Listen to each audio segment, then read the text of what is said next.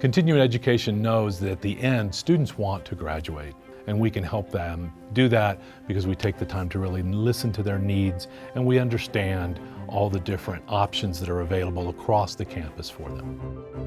We don't take a cookie cutter approach. We realize each student comes with their own story. So whether it's a part-time student looking to complete a degree program or someone just looking for online courses, we're there to connect them to the resources of the university.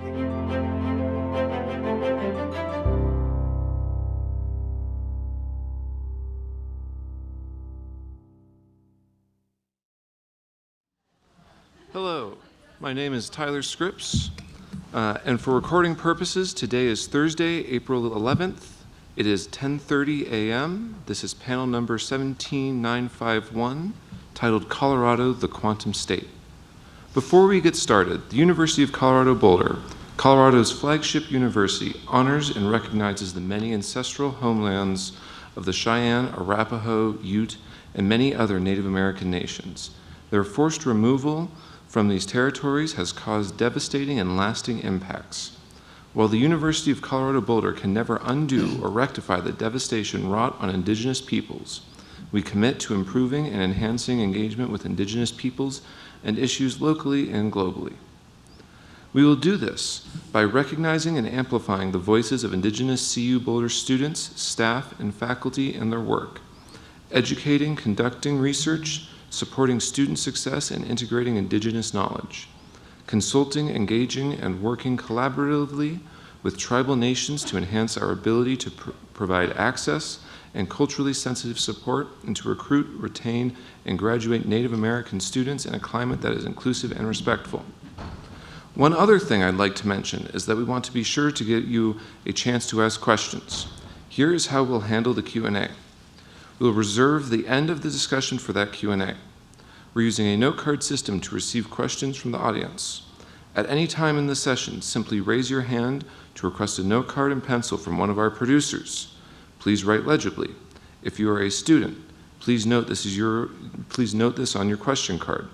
When you finish, raise your hand to hand it to the producer, who will bring it up to me. I urge everyone to please make your questions brief and to the point.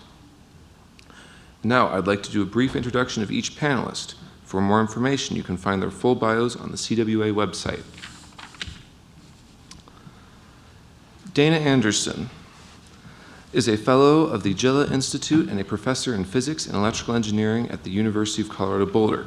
He's co-founder and the former CEO of Cold Quanta, now Inflection, where he is the company's chief strategy officer. Corban Tillman-Dick is a founder and CEO of Maybell Quantum, the world's leading innovator in quantum infrastructure.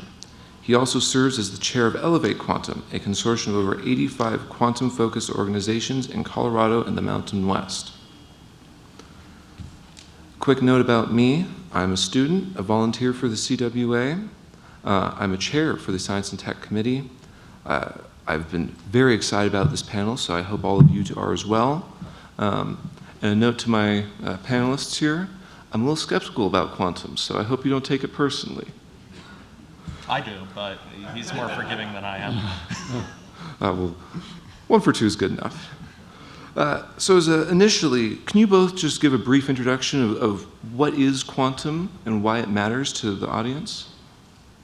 Dana, how about it? You want me to start? Okay, Absolutely. First of all, hi everybody.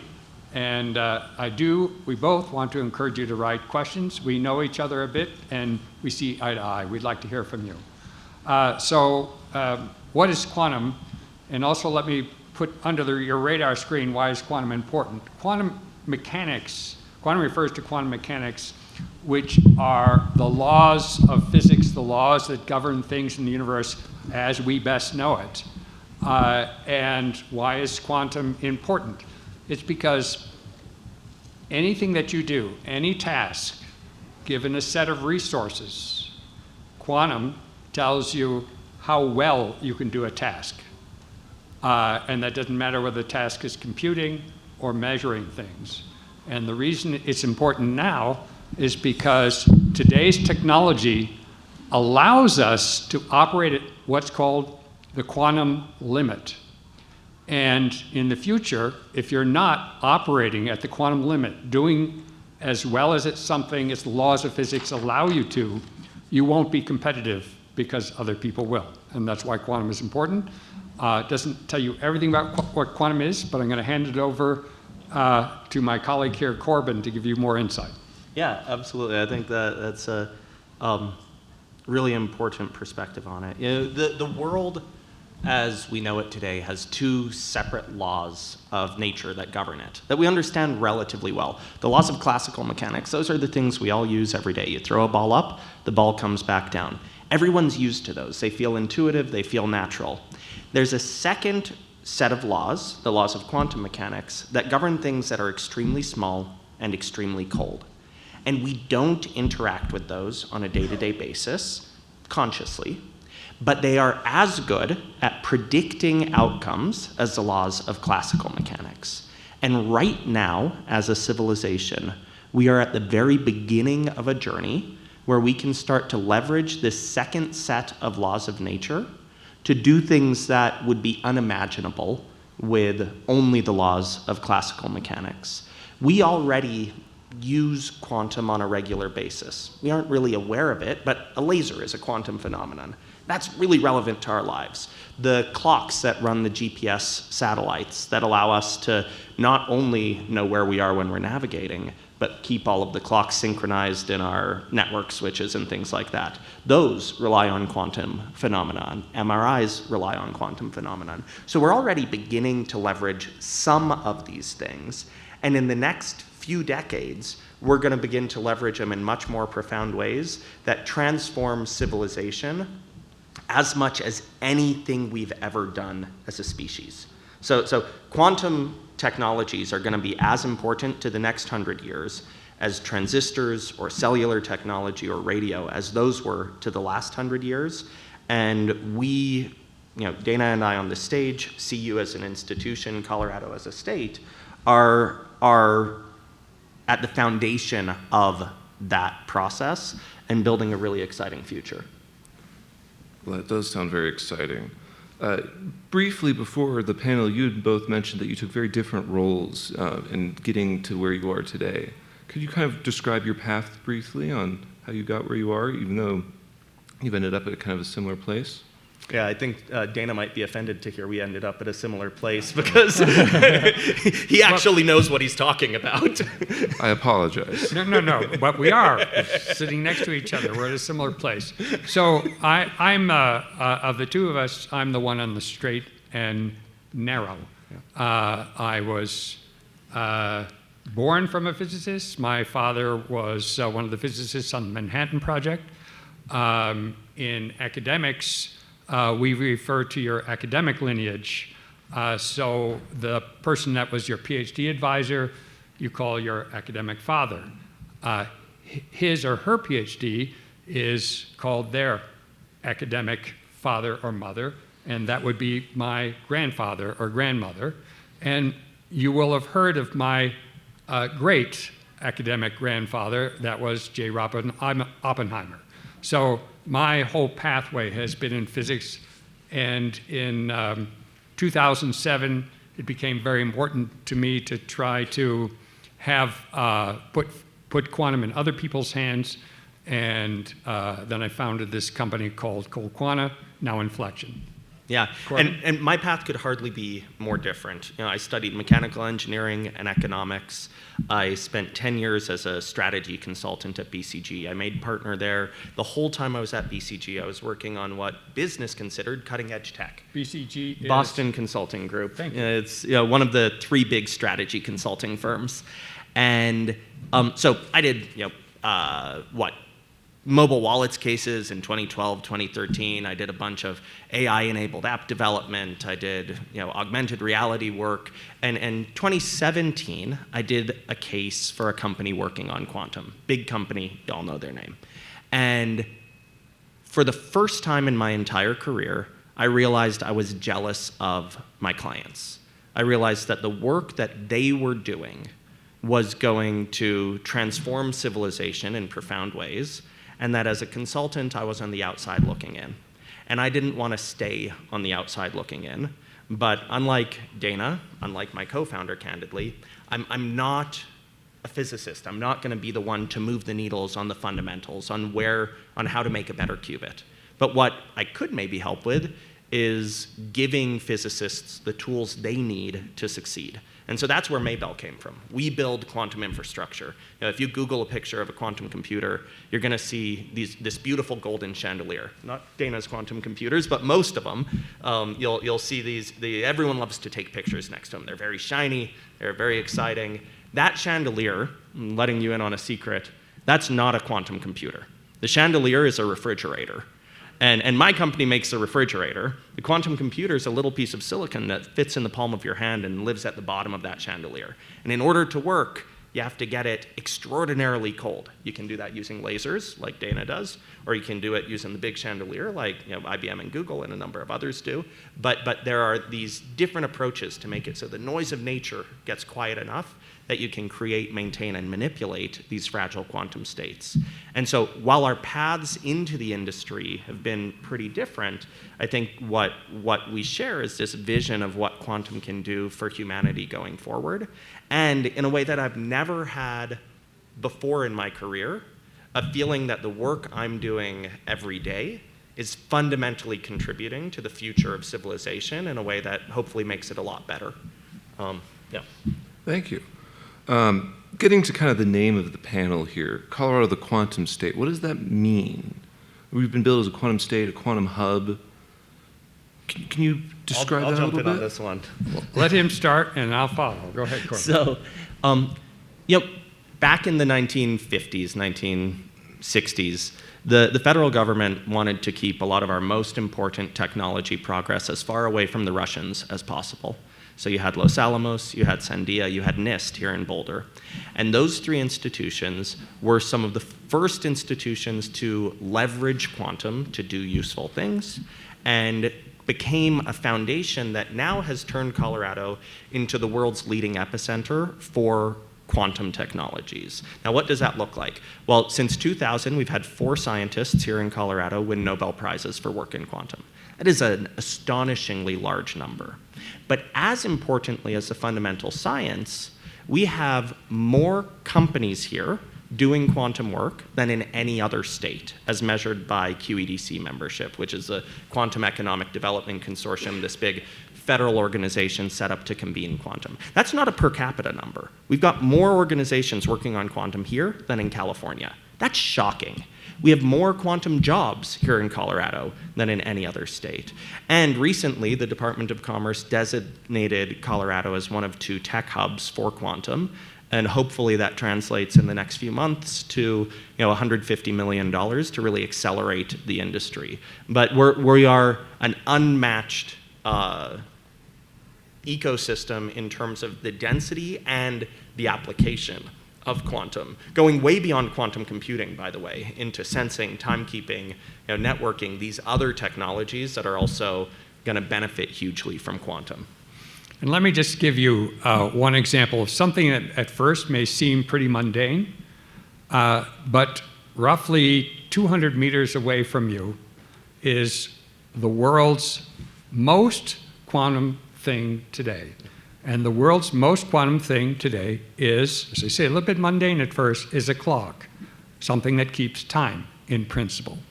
But the thing to appreciate about it is that this clock, again, just 200 meters, 200 yards away from us, is 1,000,000 times more precise than the clock that keeps world time at NIST and at NIST-like places around the world. Factor of 1,000,000 times. And what makes this, first of all, the quantum state, Corban has said it exactly right. It's our history that happens to have led us into quantum, but we are also at the forefront of quantum technology as a state beyond almost anybody's imagination. And the other thing to take away is that factor of 1,000,000. Well, think of the last iPhone you bought. If you're like me and you have to buy it every year, it maybe is 20 or 30% better in some ways than the last year's model. The quantum is making a factor of that 1,000,000 better than anything else that exists today. And again, this is the quantum state because we're having that kind of impact that you will see, your children will see emerge from this state. Maybe it's worth talking a little bit about that impact side of things, because just saying quantum is exciting, quantum is better, it's easy to, everything is the next big thing in technology, right? It's important to take a step back and understand how profound these implications are. So every computer that anybody uses today, from a wristwatch to the most powerful supercomputers in the world, in their core, they've got a whole bunch of wires, microscopic wires that are either charged or not charged, right? And depending on their charge state, they're a 1 or a 0 in a binary system. Your processor in your computer looks at each wire, one at a time, one after another. It's happening really quickly. In a cell phone, it'll happen over 1 trillion times a second. But each transistor, each of those wires, is examined as its discrete sequential event. In a quantum computer, you have 2 really profound changes. The first is that instead of those 1s and 0s, you have what my co-founder once on a call with an investor, you'll like this, he referred to it as a physical object that can maintain a stable quantum superposition of states. While accurate, that is a profoundly unhelpful sentence. I think the more helpful way to think about it is every quantum bit exists as a probability, and only as a probability until you look at it. That's part of what makes quantum special. The second thing is that quantum bits don't resolve one at a time, one after another. Instead, these probabilities can be combined and can become a single quantum object through the principle of entanglement. Now, when that happens, it means that instead of computing power scaling linearly, so if you go from 1 to 20 bits, you've gone from 1 to 20 bits of computing power. That's what you've done. With a quantum computer with good qubits, you go from 1 to 20 qubits, and you've gone from 1 qubit of computing power to over 1 million qubits of computing power, 2 to the 20th power. That means that for some types of problems, things like molecular modeling, you take things that are literally impossible and you make them trivial. Right now, if you had every atom in the observable universe, and you turned it into a transistor, one of those 1s or 0s, and you used that computer, made from every atom in the observable universe, to try to write down the information that describes what penicillin is, you don't have enough transistors. It's literally impossible. We will never be able to define the base state energy of penicillin using a classical computer. A quantum computer with 286 perfect qubits, and we're a ways from perfect qubits, but Dana's working on it hard, can fully define penicillin. And by the time you get to a few thousand, you live in a world where you go to the doctors, they do a skin scraping on you, and while you're sitting in the waiting room, they do a full in silico drug trial for you, where they print new medicine that cures everything wrong with you and has 0 side effects. A drug trial that today costs $5.5 billion. They'll do for you while you wait in the waiting room. That's that millionfold or billion or trillionfold increase in computing power that Dana's referring to here. That's kind of the implication on why it matters. That's why governments all around the world are investing so much in trying to win this race to the quantum future. And I'm going to say the same thing in completely different words as different example. So what Corban told you about qubit and its ability, its entanglement, and so on. The remarkable thing about quantum mechanics, which can be very upsetting at first, is that a particle, for example, can be 2 places at the same time.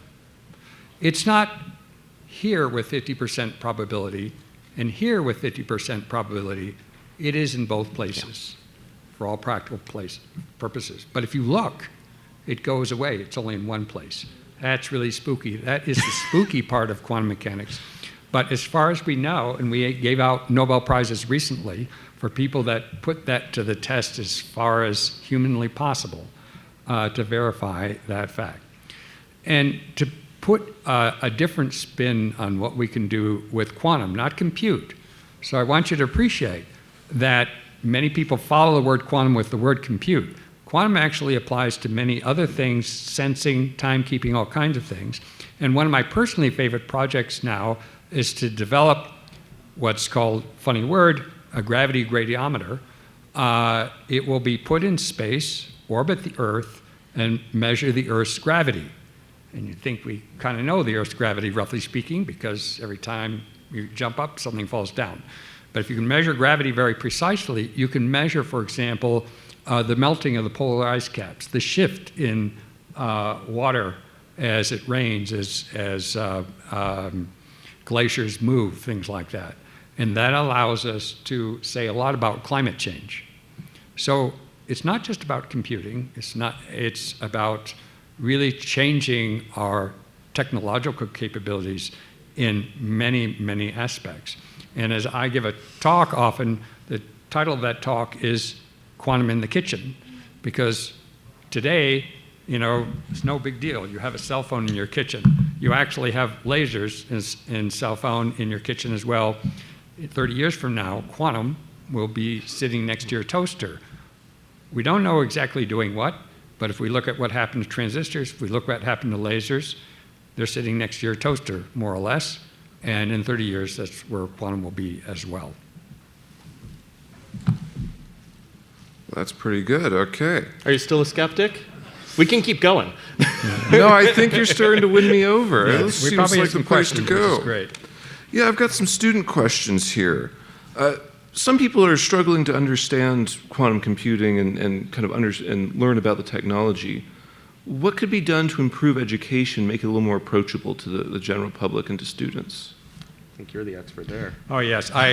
So there's a lot of mysticism around quantum, and the problem is that nominally today quantum is hard.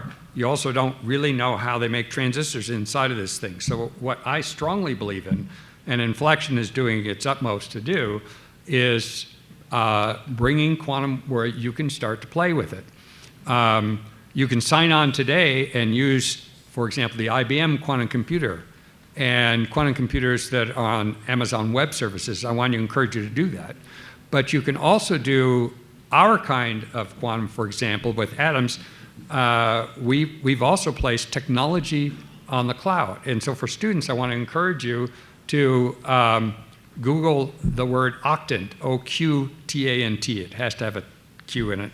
Octant, and that's a machine that allows you to laser cool yourself.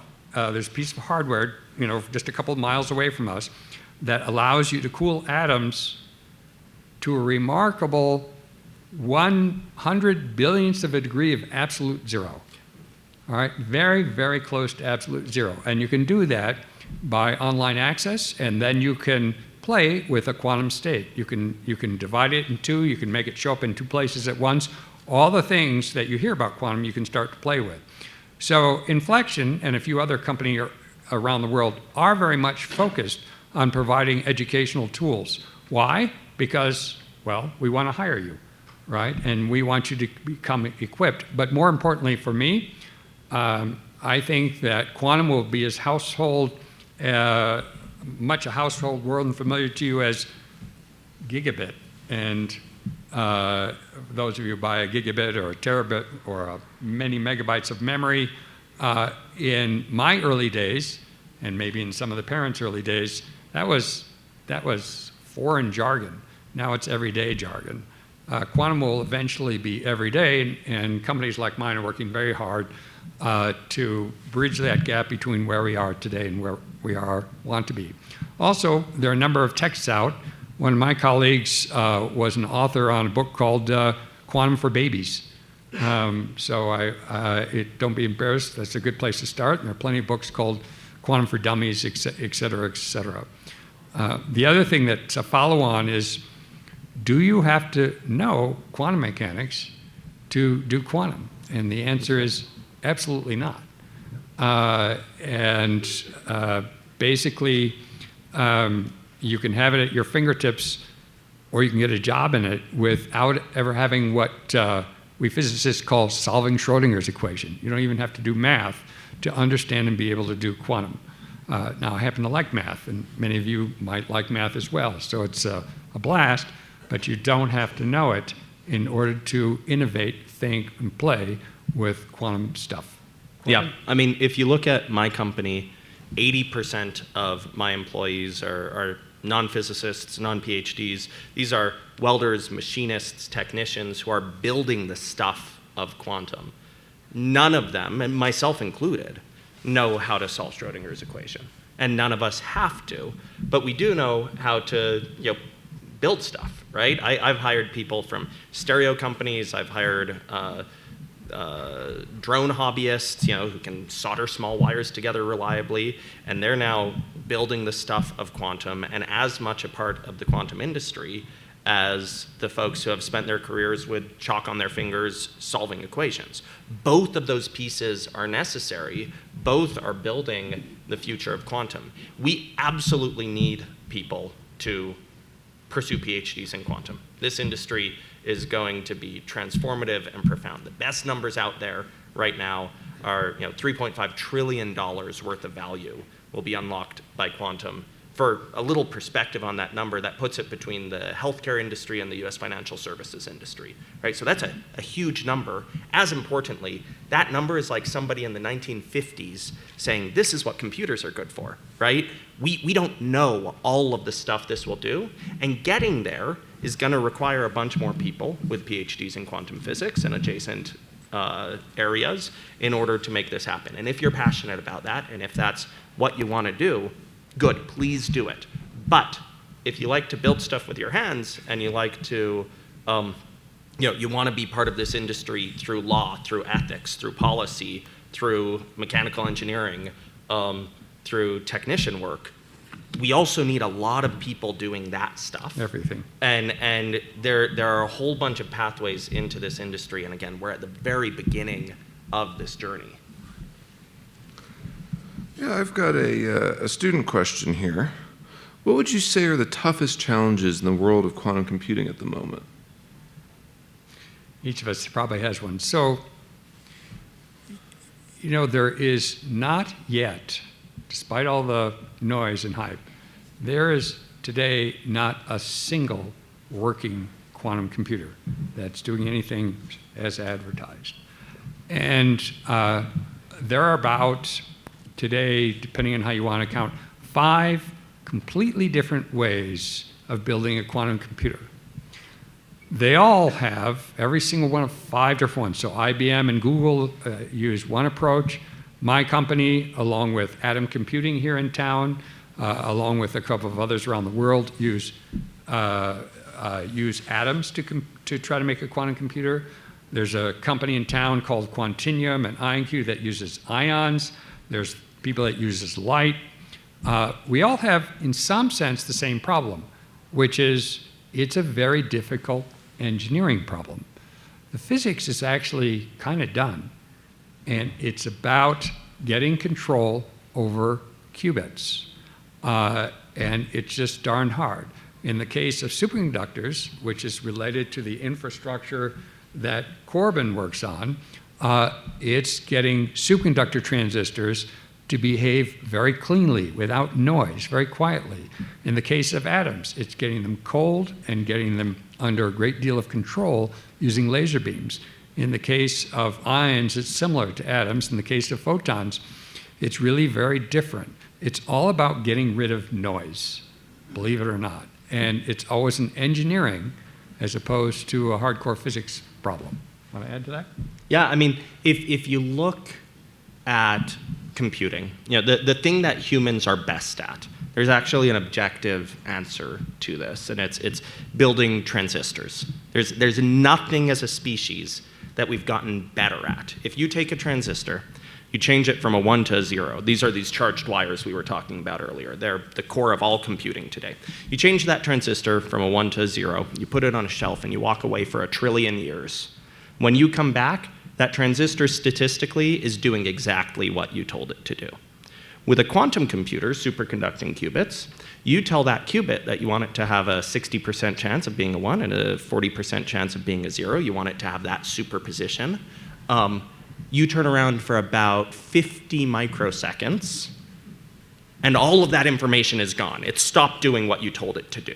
How long is a microsecond? A microsecond is a vanishingly short period of time. A millionth of a second. You cannot blink, your heart cannot beat. There's nothing that you do that takes a microsecond.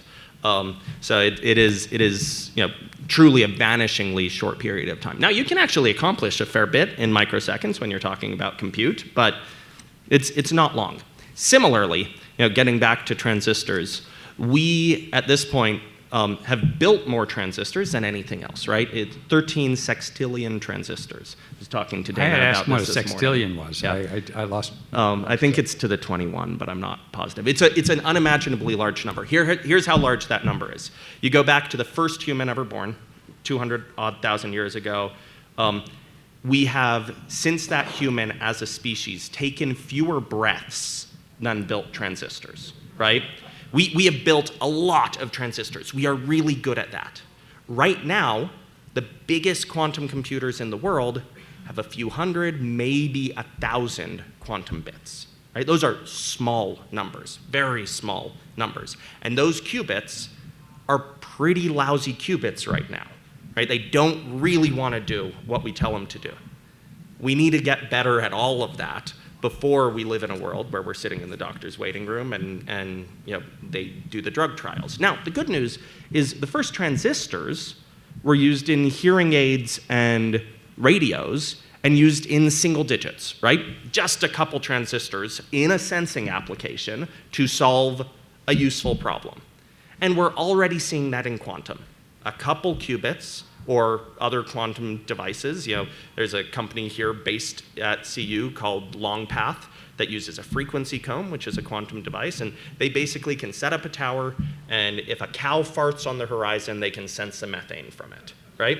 That's really useful because methane leaks are hugely problematic. So they just got $200 million from the federal government to expand this network of methane detectors. That's an early application of a useful quantum device. But going from these early applications of useful quantum devices to ubiquitous quantum computing, it's going to be a long road. Now, is it 7 years, 15 years, or 30 years? I don't know. But it's a road that we're on, and it's one that we're working on, and countries who are not so friendly to us are working on it hard also. And so we need to make sure that we're investing appropriately to bring that timeline forward and to make sure it happens here. I hope, anyway, I hope we answered your question. If not, ask it in a different way. Dana, could you give any thoughts on what that road, how long it might be to get to quantum being a little bit more ubiquitous? Oh, look, so many people follow the word quantum mentally with the word computer. Quantum computing is definitely far off. Quantum other things are not. Yeah. First of all, atomic clocks are very quantum. And for example, they're in every data server that's, Amazon, Google, what have you, have atomic clocks. We can make a better clock. There's already a market and already customers for better clocks, even if you wonder, why the heck do you need to know what time it is so well? It turns out to be incredibly useful.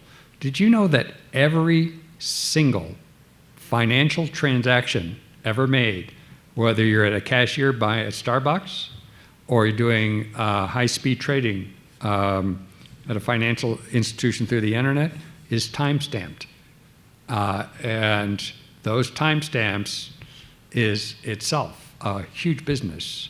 And clocks are used in very secure comm. They're used by the military. They're used in energy grids. There already is a market, and there are already quantum products out there. The big impact ones are going to continue to evolve, and the computer may take a bit longer, but quantum really already is out there. And you won't see it so much until the compute and similar things hit the headlines, but it really is there. Oh, you caught me off guard there just a second. I've got this question of mine also from the audience. Is this going to be a big impact on the environment? Are we going to have horrible chemicals coming off quantum computers? Are they going to be sucking down megawatts and full power plants? Can I start with that? Please. Yeah. What a great question. So here's an aspect that's not very well appreciated. The other big technological boom these days, which you can't help hearing about, is called, that's a quiz. Thank you, AI. The amount of computational power required to do AI is unbelievable. And that computational power turns into electricity. It's the energy grids, being able to supply the power to the chips that enable you to do AI. So one of the reasons why quantum computing is so interesting is that in comparison, they don't use a lot of power. They can be very power efficient, even if they use, in our case, a big laser, even if in Corban's case, they use a big refrigerator. By comparison to the GPUs that carry out artificial intelligence processing, quantum computers are believed to be promising as very efficient computational engines. So that's one key. And do they, does it take nasty chemicals, et cetera, to make quantum computers? I would say, first of all, the winners of quantum computers, what the technology is not very clear today. The kind of things that Corban appeals to versus what my company appeals to, atoms in my case, superconducting semiconductors in his case, the jury's out and who wins. So I don't quite know, but in the end, for sure, they won't cost the energy tax that the silicon chips that are used in AI today. I forgot where I was going with that. But anyway, they'll be much more power efficient. Yeah. Your turn. Two things to add there. The first is just continuing what you're saying and trying to put some numbers around it, right? So the first example of what they like to call quantum supremacy, a problem that you could solve with a quantum computer faster than with a classical computer. Google published a paper on an example of that in 2019. This was not a useful problem, right? This was a problem specifically designed to be as hard as possible for a classical computer and as easy as possible for a quantum computer. But in that example, they pointed a quantum computer at a problem for 128 seconds using 25 kilowatts of energy, and they solved it. And the most powerful supercomputer in the world, which is a 20-odd megawatt system, so 1,000 times more energy, would have had to work on that problem for several weeks, so a few thousand times more time in order to solve it. So that was about a billion-fold decrease in energy consumption to solve that problem. More recently, just last month, D-Wave did a paper. Have you read the D-Wave paper? Not yet. It's a good one. Good. In my opinion, I'm not good at reading these papers. Shame on me, I didn't do my homework. But they solved a problem that is more relevant. So this isn't one that was designed to be hard for a classical computer. It's just something that is hard for a classical computer, quenching a non-equilibrium magnetic system, bunch of dipoles. I know exactly what that is. Neither do I. Doesn't matter. It's fine.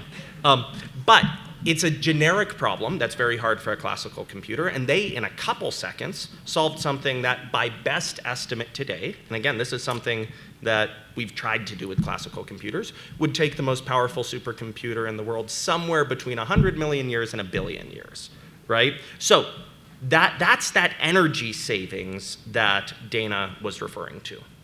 There's another piece of this, though, which is quantum has the potential to literally turn back the clock on climate change in some really important ways.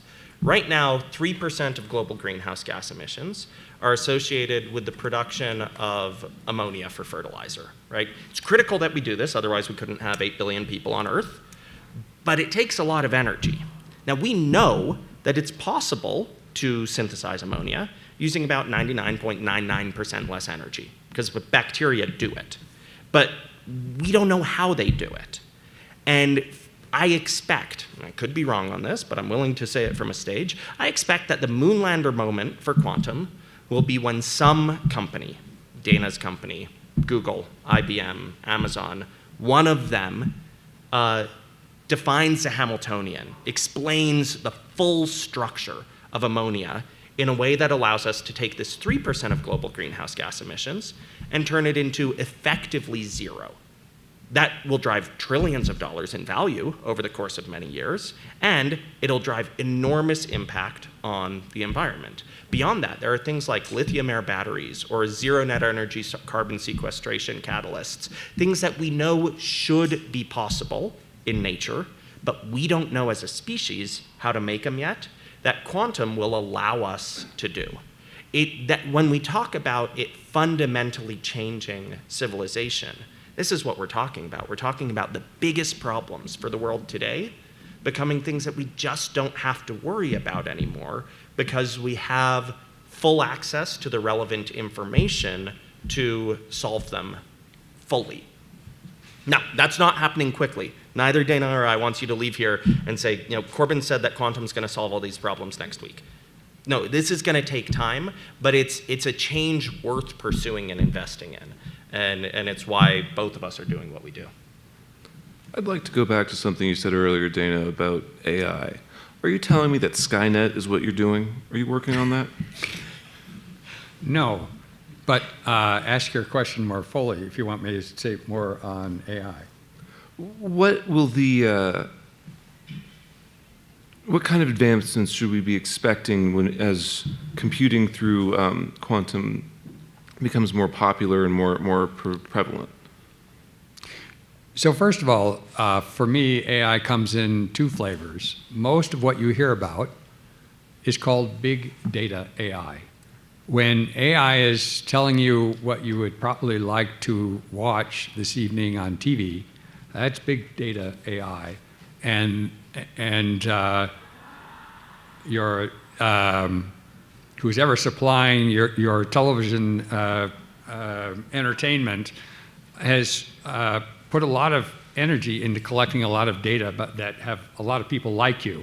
And when you watch J. Oppenheimer because of a recommendation, for example, it's because a lot of people like you have decided to watch it.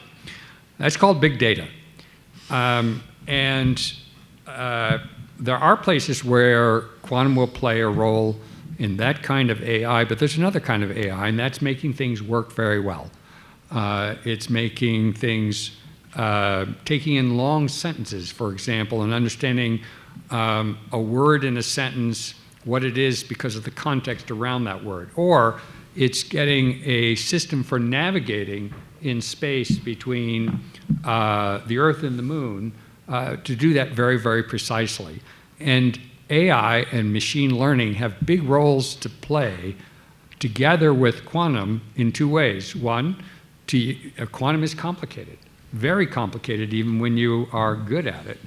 And AI provides a mechanism for getting quantum things to behave well, and the reverse is also true.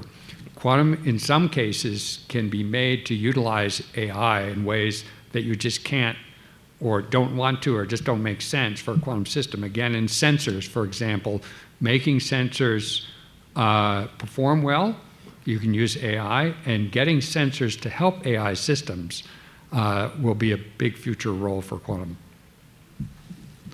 I've got a student question for you guys. What are your biggest concerns when it comes to potential negative impacts of quantum, if any? Oh, I mean, every technology can have negative impacts, and Skynet could be one of them, right? And I don't think that's going to happen, but the fact of the matter is this is enormous compute that can be used both for good and for ill.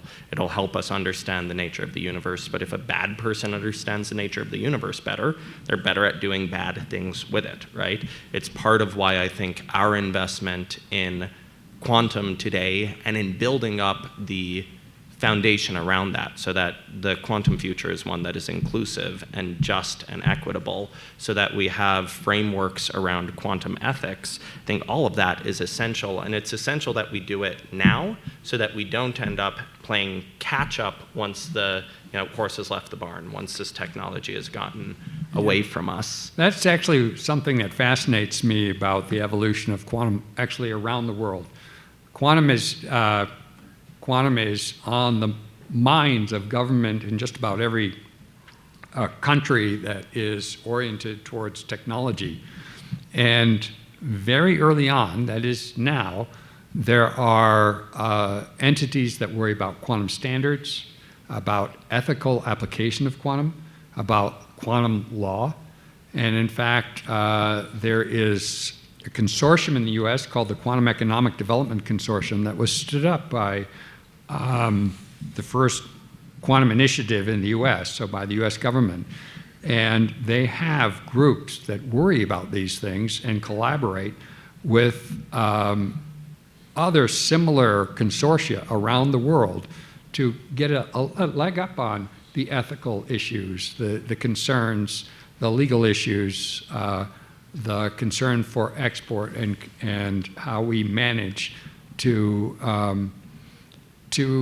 govern in a reasonable way quantum technology so that primarily it is used in good and ethical ways.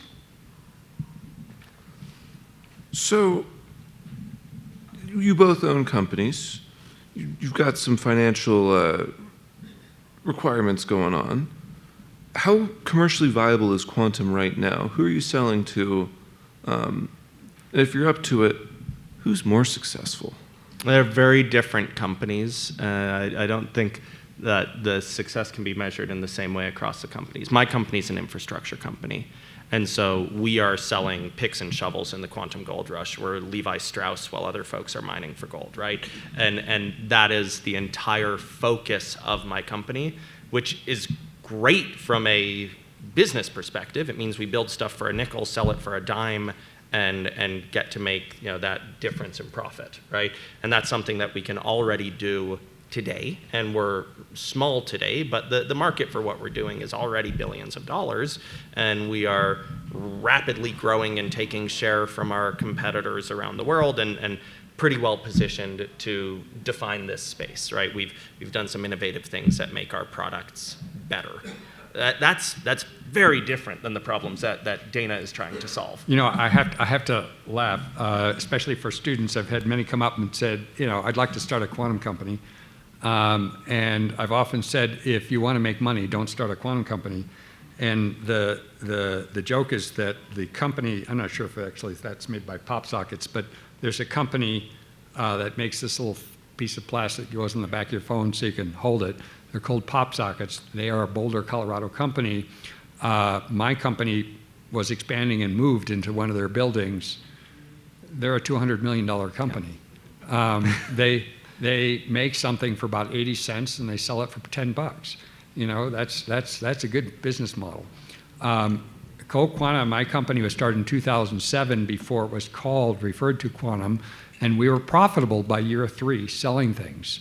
That was a successful company. But as Quantum grew, we were never that profitable. We weren't big. As Quantum grew, to maintain leadership in what we do, we went out and raised money. Starting in that year we raised money, we became not profitable. So it's a very interesting journey. We sell things today. We are developing quantum technology both for education, to enable other people to do quantum, and to utilize quantum, for example, in clocks. We work on everything from timekeeping to sensing for navigation and guidance to new ways of making radio receivers, such as like in your phone, and quantum computers. But we're a long way off from being realizing a good fraction of, what did you say that the market size was? 3.5 trillion. We're 3.5 trillion, but we won't mind having only 10% of that market. But that's a long way off. But we are very passionate, very driven.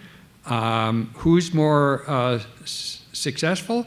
Well, these guys are selling picks and shovels, and I think they're fantastically successful. We make quantum things, and that's really hard to do. And I'm very proud of the fact that my company is the first in the world to have a quantum thing operating on the International Space Station since 2018, orbiting the Earth for now, 2024, for 6 years, and we're about to build the next generation of systems. We're very proud on that. Is it changing the world, making lots of money? No, but I call that a great success. As I said, we were the first one in the entire world to do that, and we're very proud of it, and it's an important step towards having major impact in this new class of technology. Yeah, and I think it's always worth noting, the plane that the Wright brothers built was not useful, right? You could walk that distance in a minute, and it was in no way a useful machine. right? But it laid the foundation for the entire aerospace industry. And the work being done by scientists building quantum things, some of them are beginning to be useful, but a lot of them, the use for them is the science they're doing, right? And that's critically important if we want to have a future where infectious disease and cancer don't exist anymore, right? Where if we want to have a future where the clock on climate change has been turned back and we don't need to worry about the state of the planet that we're leaving for our children. If we want to have a future where we can become, the best version of our species that we could become, we need to invest in the fundamental science that leads to the fundamental breakthroughs that lead to the commercialization of quantum. So what my company is doing is a lot easier. It's easier to build the picks and shovels. But you guys built some picks and shovels too. We do picks and shovels. Yeah. We do a lot. But Dana's company and their aspirations are profound and fundamental in a way that we want to help. Could you speak briefly on quantum and quantum computing on the international stage? Who should we be worried about, and what might that look like for us going forward? Everybody. Everybody truly is, as I said, anybody who's got a technological context to develop it is involved in quantum. The first country to recognize the national security and economic impact of quantum as a technology was the United Kingdom. And back in 2014, they invested £270 million as a government in quantum. Europe followed. We came later. Australia came before the US as well in their quantum inclinations, more formally recently. But China is also started very early on, spending more than just about everybody else at the time put together. India just started their quantum investment about a year ago. Japan. In fact, my company is participating in what's called one of the Japanese moonshot programs. We're helping them to build their quantum computer. So every country is in a race. And the thing that's interesting to watch about this is quantum really is hard. And what most of us have concluded, by most of us I mean countries, is we can't do this alone. We have to collaborate internationally because it's too hard. And so there's an interesting back and forth going on as each country wants to have complete control over its quantum. Each country has recognized that we shouldn't be doing this by ourselves. Let's interact together. So, for example, Inflection is here in the US. We have an office in the UK that's very successful, has 60 people. We've just started an office in Australia. We have an effort in Japan. This is very much a world technology, and in some ways, in some cases, a race, because we would like to have quantum, we would like the US and our like-minded countries to be leader in this very, very important technology and not fall behind. So everybody's playing in it. Everybody wants to win, but the fact is it is a global effort and we all need to help each other. Yeah, and I mean, if you look at the dollars being spent right now, for every $1 the US federal government is spending on quantum, China's spending 8, right? And a lot of that's made up by private sector investment and other things like that. The US is still, I think by most measures, the world leader in this technology, but we're not gonna stay the world leader unless we invest, unless students choose quantum relevant majors, unless we create a pipeline of talent, a pipeline of genius to make sure that the future, the quantum future, is defined here. It's gonna get defined somewhere else, and it will be as profound as any technological leap that we've ever made. And there are risks of having a China or a Russia or somebody like that define that future rather than us. I've got another student question here. paraphrasing a little bit, traditional silicon computers progressed in a somewhat linear pattern, have kind of plateaued. Should we expect to see something similar in quantum, take off and slow down? We're a long ways from that time, and so it's very hard to say. Yeah, Moore's law is fascinating, right? Moore's law is this idea that every 2 years the packing density of transistors doubles. And it has continued up until pretty recently, consistently, since the invention of the first transistor, right? The implication of that is profound, but right now we are almost at the atomic limit of how tightly you can pack a transistor, right? We're talking less than 10 atoms of gap in the transistors right now. Makes it very hard to fit more. So we are beginning to plateau there. Because quantum computing... Let's wave goodbye. Thank you for coming. Because quantum computing, an incremental transistor, an incremental qubit, doesn't increase your computing power by 1 qubit, it exponentially increases your computing power with mature qubits. It is unlikely that you will end up with a similar slowdown, and if you do end up with a similar slowdown, it's in a very, very distant and advanced future, probably. Yeah, I told you the humankind's most quantum thing is 1,000,000 times better, and that factor of 1,000,000 would take a while to permeate throughout the technology. So for your future and my future, there's no end in sight any more than there was in 1950, shortly after the invention of the transistor, that they could really see an end. By now, we indeed see where we're running up against the wall with Moore's law, but in the early days, it was very hard to see the end in sight. So that's where we are in quantum.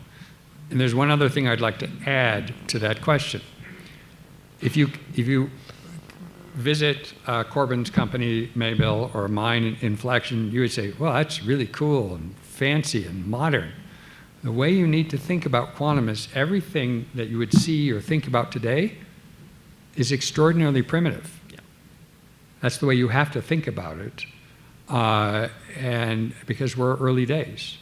And so we have a very, very long way to go before we would say it's modern, it's sophisticated.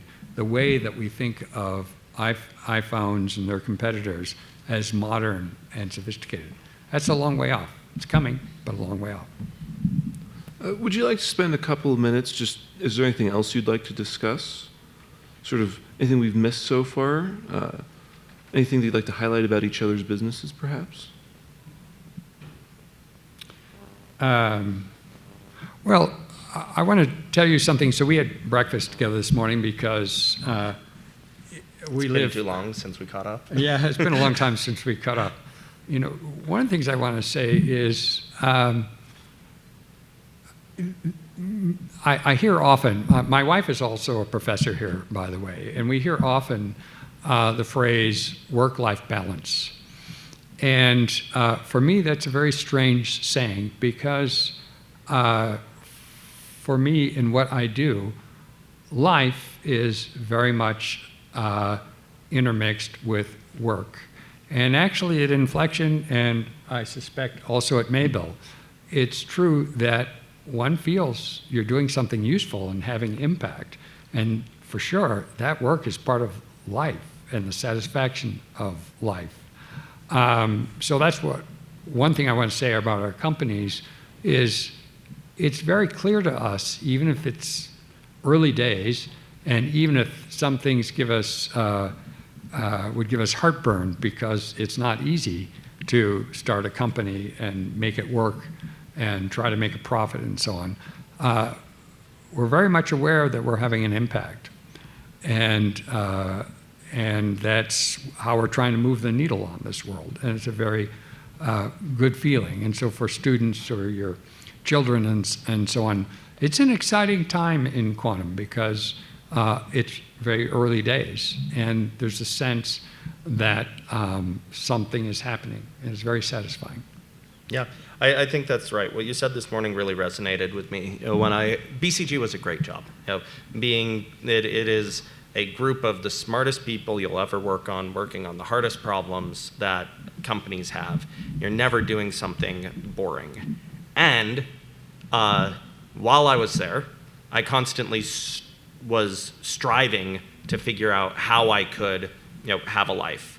And now, because of the nature of the work that we're doing, and this is what we were talking about this morning, I feel like I'm so excited about what I'm part of at Maybell that, yes, I'm home for dinner with my kids pretty much every day, do bedtime routines, sometimes work late after that. Of course, I'm at a high-growth startup. You've got to do that, right?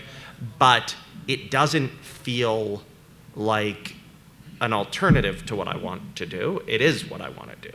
It's the impact I want to have. It's what I want to leave behind for my kids. It's how I want to make the world a better place, is through what I've been able to build now a business around doing. It's an incredibly gratifying feeling. And I want to extend that. I'm old. I want to extend it that I feel very patriotic. I want the U.S. and like-minded countries to be technological leaders. To me, we gave away a lot of technology in the past. We don't make those chips that are inside your phone, your TV, et cetera. We don't make that here. It's made in Taiwan or other places. We would like to ensure that we have leadership in the technology, and we'd like to ensure, we'd like to ensure that when it comes to the useful and important national security applications of quantum technology, that we've placed this country on the forefront. So there's also a patriotism underneath the hood here of why we think this is important.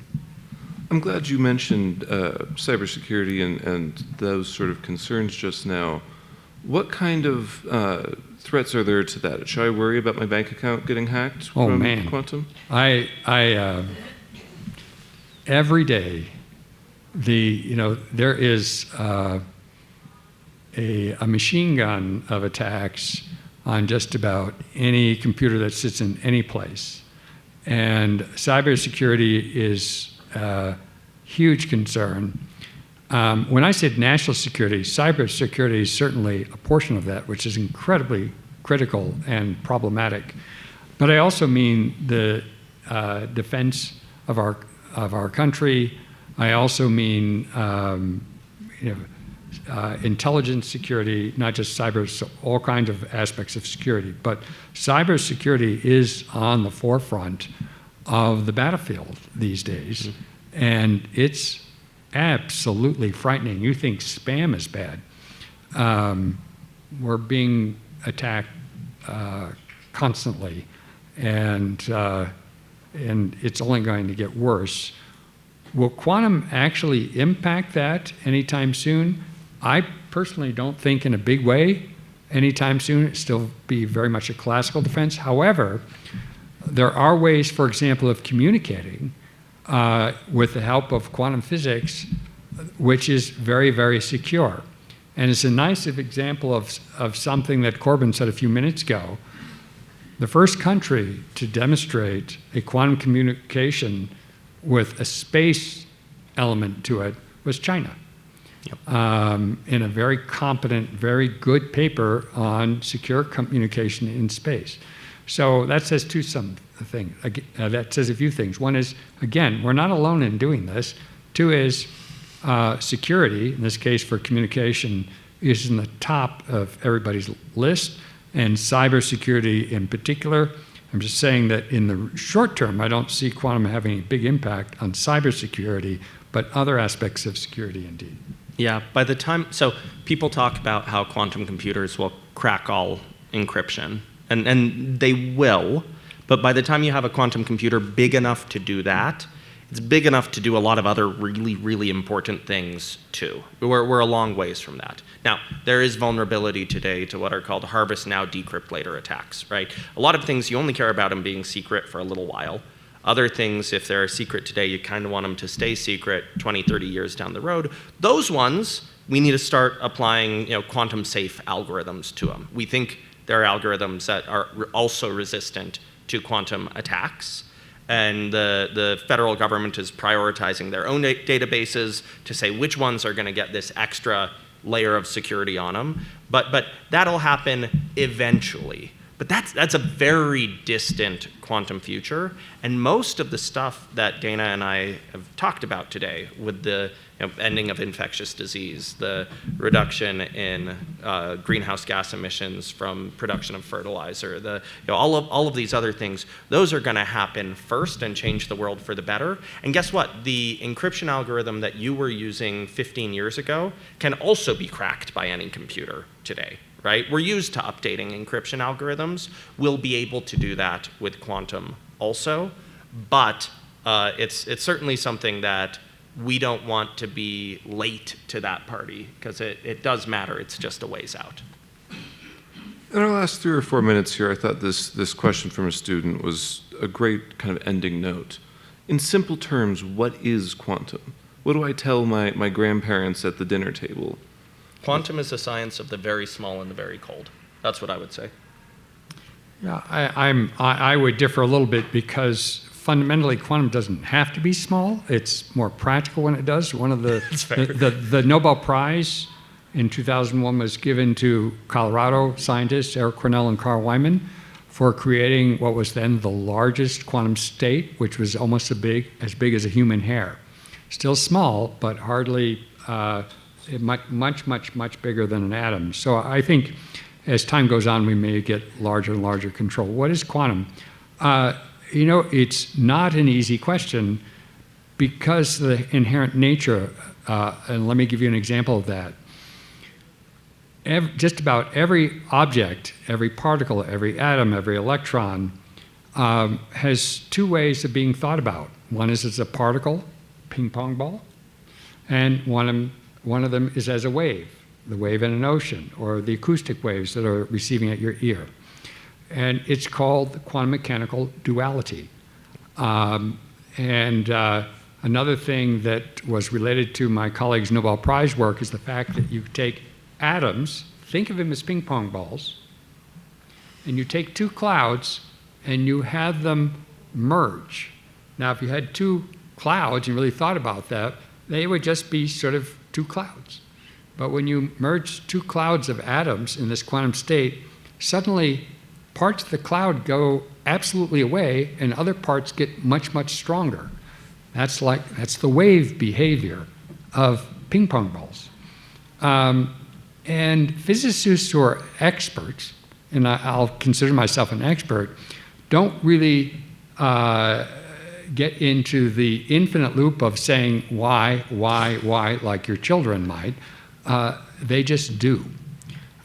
We know how to deal with quantum mechanics, but the sense that there's a clear understanding that you can have where there isn't something that's a little bit mysterious, that actually never happens.